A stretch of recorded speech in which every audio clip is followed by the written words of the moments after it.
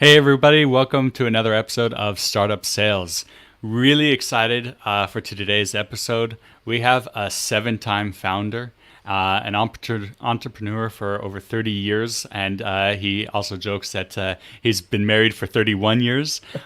So, really excited to have Bob Moesta with us today. He's also the author of Demand Side Sales, and it's a terrific book with a lot of good knowledge. So we're going to cover a lot of how to get your sales, how to align your sales strategy with your buyers. So let's get to today's episode. Startup Sales is a podcast about what it's really like to get a business off the ground. We talk with founders, CEOs, and sales VPs from the high-tech market. You'll learn how to build and scale a sales team. You'll also hear about the growth challenges and tough decisions from others who have had both successes and failures. And now, your host of the Startup Sales Podcast, Adam Springer.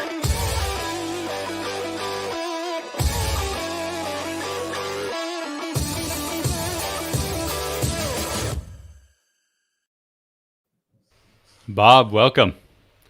Hey, Adam. Thanks for having me on. Yeah. Excited to be here.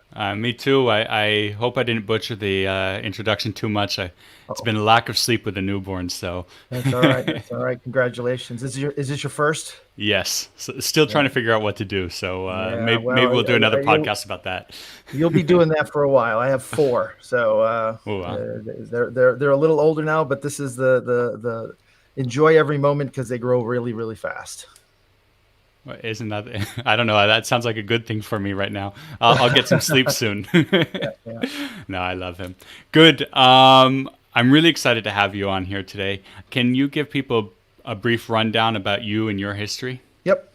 So the way I usually start is I've been breaking things for almost 50 years. I've been fixing things for about 45 years, and I've been building things for about 30 years. I've worked on almost 3,500 different products and services. I've done 7 startups.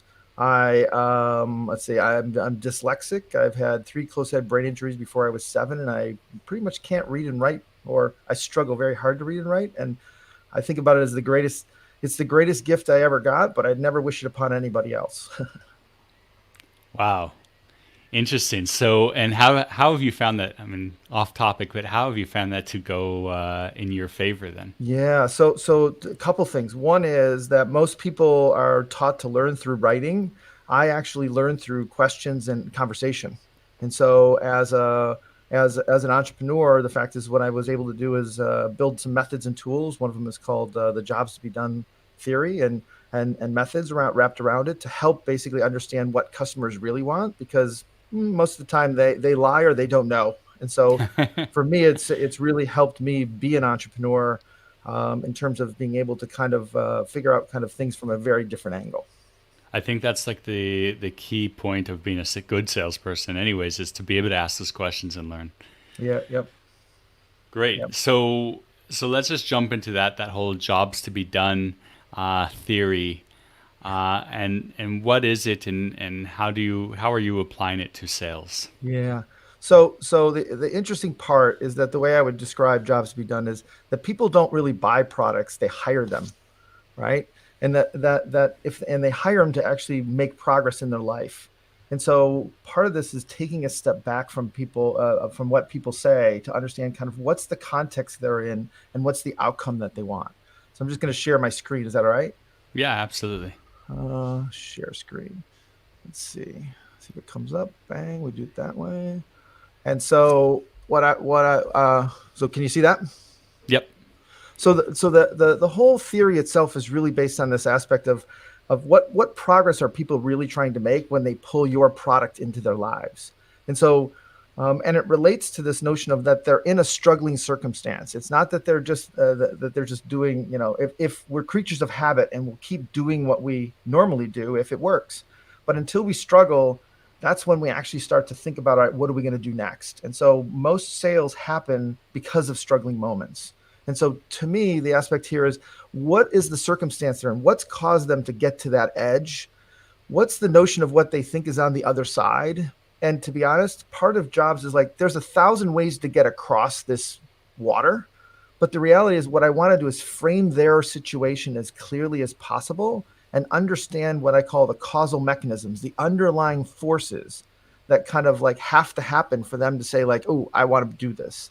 Because ultimately, I can figure out how to I can teach them how to swim. I can give them a boat. I can build a bridge. I can do a tunnel. I can get a helicopter. There's 1,000 ways to do this. But the reality is that without a good understanding of the circumstance they're in and what they have to give up in order to, and the things that they want on the other side, it's hard to actually describe value. And so to me, jobs is really this notion of being able to see that those struggling moments in great clarity. The second part of it is that there's these forces, pushes, pulls, anxieties, habits that act upon us through what we call a timeline. And so part of it is to understand what forces enable us to make that progress or enable your customers to make that progress. And so it's usually not features and benefits. It's literally context and outcome.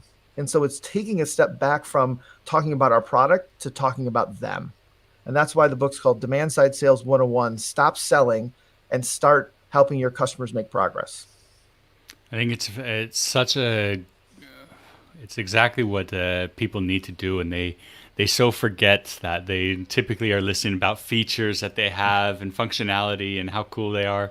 They fall in love with their product more than they should when they don't. They need to understand that the customer isn't in that same position. I think Ash Maori says it well. He says, fall in love with the problem, don't fall in love with your product. Because what I would say is early on, like I was taught to just build the best product I could, and then people will buy it. And what I realized is that's just not true. And so part of this is being able to understand what I call the demand side of the world, separate from the supply side of the world. And can we actually understand the differences between the two and understand the language between the two? So Jobs to be Done is really about, and the book is really about focusing on kind of understanding that demand side and where is demand created and how do we actually tap into the demand. Because demand, most people think supply and demand are connected, but the reality is there is demand as long as there's a struggle and there could be no supply for it. So all real growth starts from struggling moments. And also they might not know that the demand is even there. That's right. That's right. So I did some work with SNA, Southern New Hampshire University, and what we did is we found out that back in 2010, the whole aspect of, there were 500 students there. There are about 3,000 students, and they had 500 of them who are basically doing it remotely. So they're watching videos of all the professors lecturing. And what we did is we actually talked to them and said, what causes you to say like, no, I don't need to go to school. I just want to get the knowledge so I can get the degree. And out of it, we found that there were 5 different jobs that caused people to say, today's the day I'm going to go back to school. And by understanding those struggling moments, the fact is, it's like, how many people want to go back to college, but don't or can't?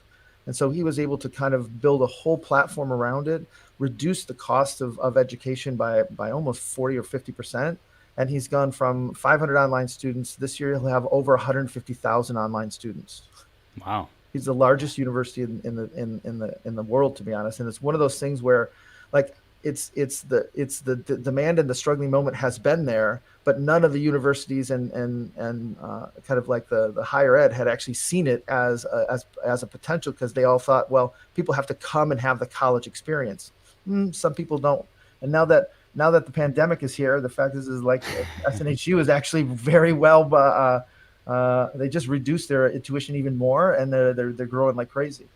That's terrific. It's a really good way. I mean, even before the pandemic, like, really good way to think about it and think outside the box. Just because the whole industry is going one way doesn't mean that that's the correct way or that's the only way. Yeah, and I think that's so. I'm an engineer and basically electrical undergrad, mechanical, chemical. Masters, and it's one of those things that I was taught around the sciences, and it's that whole notion of like, build the best thing and people will buy it. And I just started to realize, like, how come people will buy things that are like half as good? Like QuickBooks, as I worked with Intuit, and one of the things you realize is like QuickBooks is actually half as good as any accounting package that anybody wants, but it's actually better than hiring somebody new. It's simple enough you can do it. And it's one of those things where it's a kick-ass half. It's not a half-ass whole. Yeah, I like that. All right, so if I'm an early stage startup, yes, and I've just finished. I've just made my product at least market ready. Yep. Not perfect, but market ready. Where do I start with this? Where do I Yeah. start with the whole sales So, process? so I think the first thing is to realize, like, at some point you're going to want you constantly want to sell against a product. And hold on a second, I'm just going to tear a piece of paper. And ultimately, you want to be able to understand, like, most people say, well, there's no competition. My product is so unique. There's like it's different than anything that's out there. The way to actually start to frame it is to say, like, all right, what are people not going to use when they're using your product? Because there's no more time in a day. There's no more, like, at some point in time, they're going to have to stop doing something else. And the real question is, what are you really competing with? The second part is to understand and focus on what are the struggling moments that people will use to pull in your product. Like, when will they actually think about it? And so this is where we take the time. I'm going to share again. Give me 1 second to queue up the slide. Like, we start to think about this whole notion of what we call the timeline and unpack it down to, let's see, I want to go down here, right? The timeline where we start to see basically, when do people have the first thought that they actually need something new? This is not you, this is them. So this is what, again, we call it the demand side. It's the customer system. So first thought is this notion of, what creates the space in the brain for the solution to fall into? My belief is that most people, their brain is full and they've got a lot of things going on. And at some point in time, you just shouting features and benefits at them or talking about your product when they don't actually have a space, it literally hits their head and bounces off. Yeah. So part of it is that, how do you create first thought? Well, you ask people a question, by the way, and then you don't answer it, or you give them a new metric, or you tell them a story, or you state the obvious. And there's things where, for example, like in the hearing aid business, right? For asking them a question like, why is the TV so loud, right? Or how come when we're at the restaurant, right, you don't engage, right? You give them a new metric, like, how many words do you drop in every sentence? And so by doing that, you don't tell them that you're selling them hearing aids, but what you want to do is make sure that they have the problem. And then what happens is they move to passive looking. Passive looking is where they educate themselves and others around both the problem and the beginning of the solution language. And so this is where people, they don't necessarily invest time. They don't call a meeting, but they start researching. They start having a conversation. They might, like, because they're doing something else, it'll come up. But eventually they move to active looking. And active looking is where people end up, like, having doing an RFP or literally doing a demo. But this is about seeing possibilities and understanding all the different aspects of it, but not necessarily connecting the dots. I always call active looking as like the kid in the candy store or the magic wanding. And most people try to close right away, but the reality is, like, after active looking becomes deciding. Deciding is where people have to make trade-offs. What's really interesting is when you study how people make decisions, is they actually make better decisions with 3 things than they do with 1. Meaning, when you give them 3, they literally eliminate 1 of them, right, of the 3, and then they compare the other 2 that are left to the one they eliminated, not to each other. And so they don't choose, they eliminate what they want to do or eliminate what they don't want to do, right? Yeah. This is where value is then kind of locked in, or satisfaction. And so then you have to think about first use and what's the true progress they're trying to get to. And so when you start to really look at these, this aspect is to try to think about what's their timeline, not what's your sales process, right? I think of the sales process as a supply side concept. This is, how do they go about buying? Because I can go from active looking, right? Most people will say, well, the next step is deciding. No, I learned so much in active looking that I go back to passive looking. Oh, and you go back and make the adjustments further That's back right. to Or kind of it's streamline it. Exactly. This is where people say, and they went dormant on me. I don't know what happened to them. It's like, well, because they're back in passive looking, because you educated them so much that now they have to rethink the problem or reframe what they're doing. And what happens is, this is where they're doing it on their own, and this is where you're doing it basically with them. And ultimately what happens is, typically, we give them one thing to actually choose. Like, here's our proposal, where you should give, like, well, here's 3 ways to start, or here's 2 different kind of outcomes we can get, or here's kind of like different ways in which we can go about it. But not, by giving them just one, this is where most people when they ask for proposal and they only get one, they can't make the decision something like 83% of the time. And Wow. so to me, understanding how how your customer moves through this timeline and how they move back and forth, and how do you provide the right amount of information at the right time, and what things do you provide, what inputs do you provide them to make the progress? You can't convince anybody of anything. They convince themselves. And so how do you get in their way to help them convince themselves? I think this is so important because so many salespeople are trying to like work and get the sale and push the person forward, and they don't realize, hey, this guy's only in the learning phase. He's only looking That's right. for to understand what the problem he has and what solutions are out there. That's right. The other thing that's so interesting is you realize how the language evolves.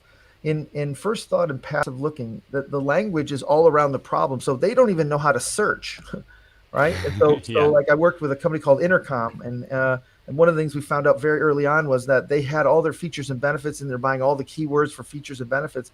But the moment that we actually changed it from the features and benefits to kind of the problem language in the search terms, their traffic almost quadrupled, yeah, right? Because yeah, people just don't think about, like, they don't know to search for that solution. They know that I have this problem, and it seems obvious, but most people, again, when you're in love with the product and you're building something, you're trying to articulate, boy, I can help you do these things. But most of the time, people don't know what's even possible. They just know the problem that they have to solve. absolutely. And I know for myself, if I have a problem, I'm going personally just going on to Google. How do I do this, or how do I fix this? And I don't look for, oh, I would need a tool that has this functionality or Right. this feature. It's right. It's just too early. And so the notion here is that a lot of times the salespeople get involved way too early. And what I start to realize is that at some point in time, we need to have, I'm going to show another slide, is that when you really start to think about this, I'm going to share again, share, bang, bang. When you really start to think about this, the timeline is that I need marketing to actually help me the entire way along the process. When I'm Yeah, onboarding, I actually need marketing, because marketing actually has to mean I convince other people. Where customer success is about understanding their systems. So customer success should actually be understanding the kind of problems that they have and be able to pull it along.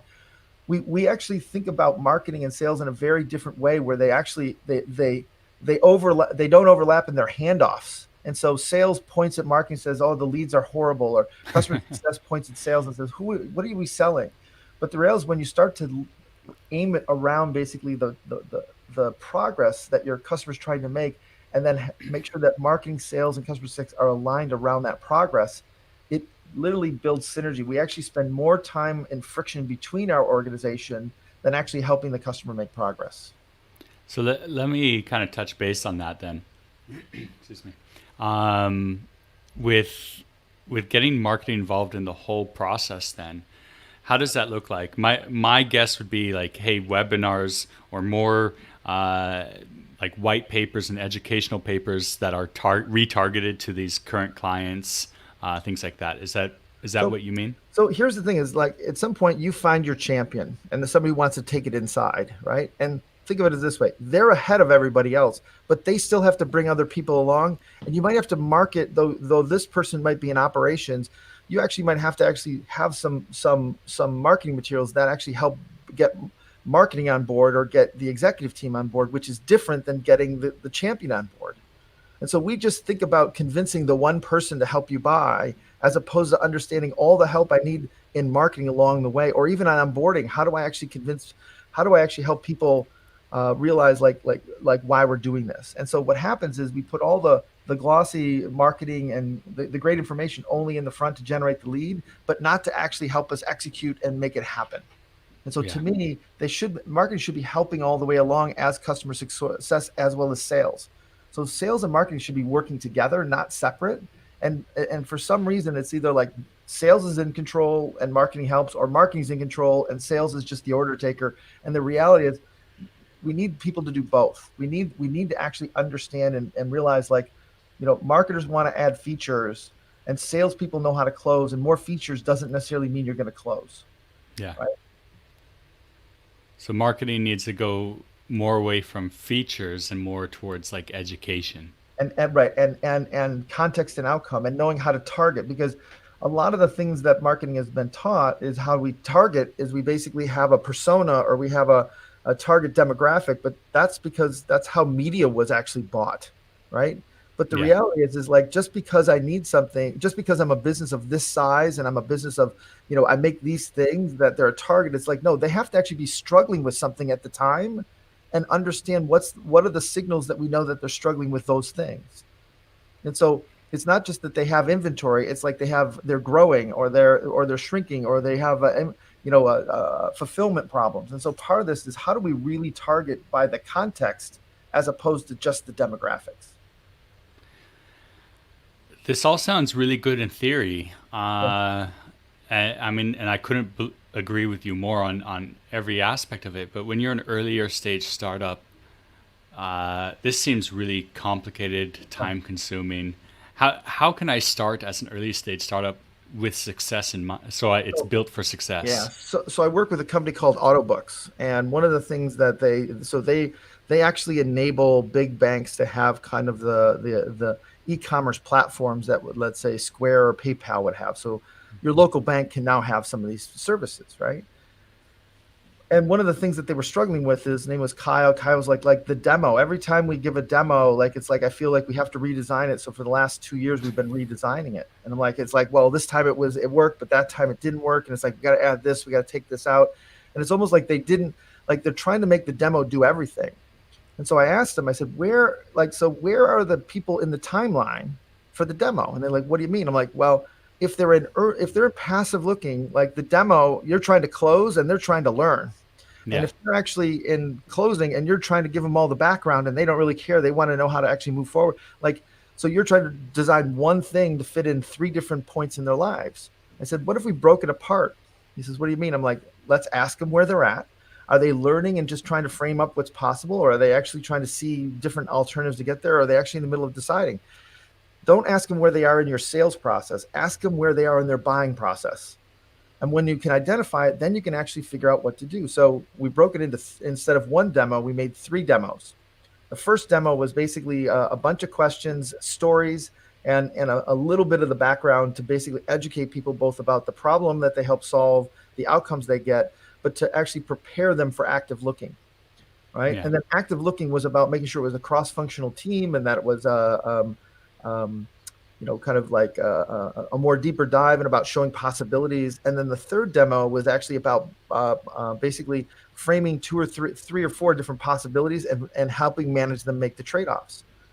Just by doing that. So the thing is they thought one demo was better, and they were scared because they said, well, 3 demos is a lot. It's like, no, That's a lot to ask for making it people. down. But you're Yeah. actually making it into smaller things, but you know how to target it, right? And to be honest, their time from lead to close halved, and Yeah. they almost doubled conversion, because half the time they were scaring people with the demo. Yeah. Too much information. Too much information. And so all of a sudden you start to realize, like, at some point in time, it's like again, try to be empathetic to where they're coming from, as opposed to, you have to close this month because you gotta hit a number like that. Like, if we focus on that, the reality is, like, at some point in time, my belief is you're always going to fail. Yeah. Absolutely. I think that's amazing to break up your demos into pieces. Of course, you have to have a higher deal size to make this make sense. You can't do this on $100 a month item. So here's the other thing, right? To be very practical about it, is most people write advertising and marketing copy around the features and benefits. Here's what we do, but they don't actually include the problem and basically the struggling moments that people have, You right? want to It's like, put that up on screen, and I'll put yeah, that yeah. on. So like, this is so what happens is they talk more about the features and benefits, right? But they don't talk about the struggling moment. And so one of my favorite commercials is one from Intuit, where they basically say, like, having troubles getting paid, right? QuickBooks. Like, what's interesting is it's the notion of not getting paid that makes people start to search. Though QuickBooks can help you with 1,000 other things, it's the number one reason why people sign up for it. And so Yeah. what happens is, again, we keep talking about all these features and benefits, but we don't want to actually talk about the problem that we're actually being able to address. And so to me, you have to have both of these together to actually make effective marketing. And to be honest, the salespeople have to be comfortable talking about the problem as well. Yeah. I use a very similar quadrant with my clients, but I call it frustrations in the Yep. top left and Yep. wants in the top right. Yep. So Yep. I think it's exactly the way to think about it and exactly the way to go. What would be like your biggest tip to a company that is going to start out with this and try to go this route? Yep. So the first thing is stop talking about your product. Like at some point in time, you need to know about them and whether your product can help them make progress. And you should have more questions about them than you talking about your product, right? The other thing is, I think the other bigger tip is you have to listen, and you have to listen way more than we actually do. So here's the thing: I talk about you have to not only listen to the words that people say, but how they say it, because I Yeah. can say the exact same thing. Boy, Adam, your podcast it's good versus Adam, your podcast is good, right? Yeah. Same exact words, but at some point the question that follows up after is like, so what's wrong with it at the first time? And the second one is like, oh, it's like, what do you like most about it, right? But the reality is like we try to think of things as transcripts and people actually know what they're saying. And what you realize is that's how people say it is actually sometimes more telling than what they say. And so part of this is you have to listen way deeper. So there's a book by Chris Voss, who's a FBI interrogator, a negotiator, and he has a great book that So when I was very young, I got trained in both criminal and intelligence interrogation methods, right? And that's really something that helped me. So when I talk to customers, I'm interrogating them. I'm Yeah. using methods and tools to literally get I play back their story wrong.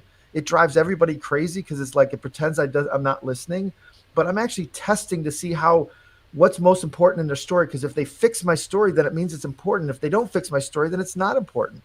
Yeah. And so you start to realize it's all those techniques. So to me, it's stop talking about the products and listen to not only what people say, but how they say it. And don't sit there waiting and thinking about what is the next question. What am I going to ask next, or what am I going to say Yeah. next? It's I okay always, to have that silence. I always say the next question is only formed until the last, once the last answer is spoken. So most people have like a pre-planned presentation.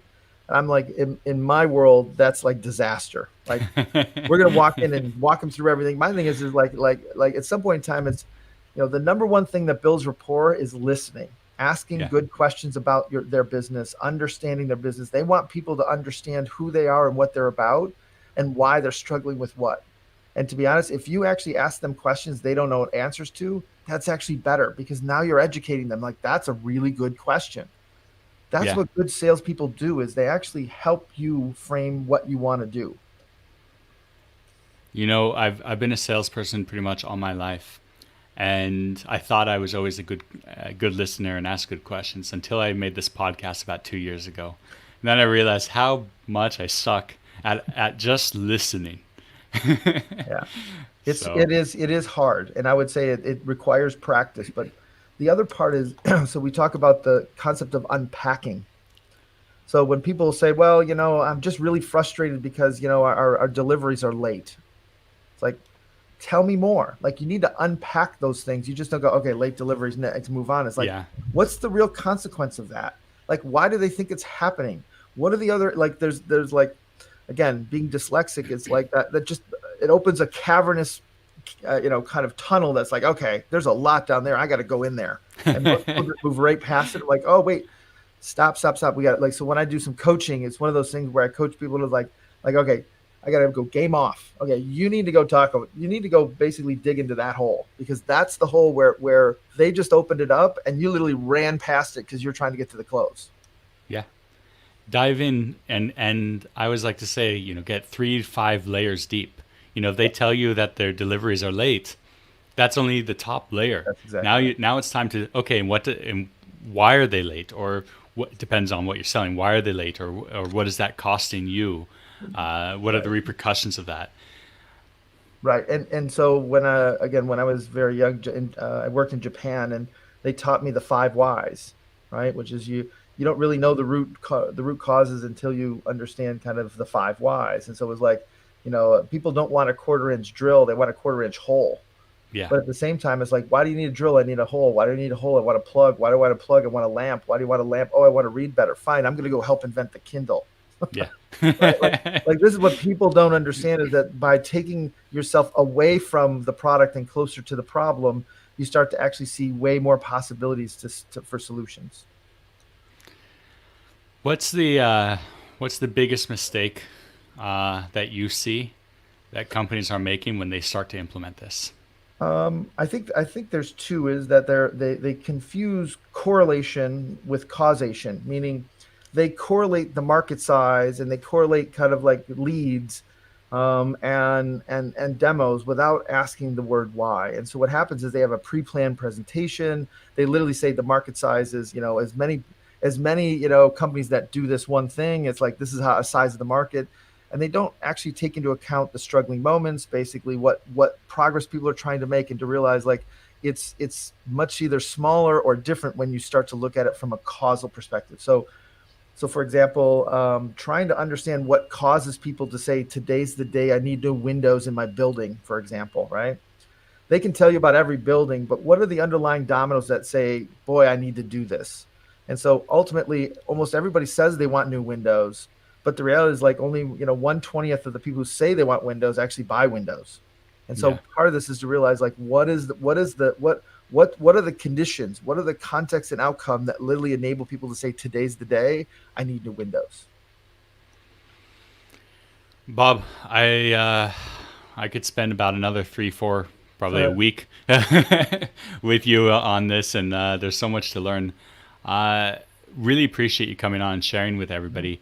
How can people reach out to you and learn more? So there's a couple places. One is on Twitter, it's at Bmoesta, Bmoesta. On LinkedIn, you can reach out to me, or you can email me at bmoesta@Rewired Inc. The other is there's Jobs to Be Done radio on iTunes. And then, I'm doing just podcasts kind of all the way around, and just I'm out teaching as well. Great. Bob, really appreciate it. Thanks a bunch. Thanks, Adam. Thanks for having me on. Thanks for listening to Startup Sales with Adam Springer. Subscribe to the podcast so you never miss an episode.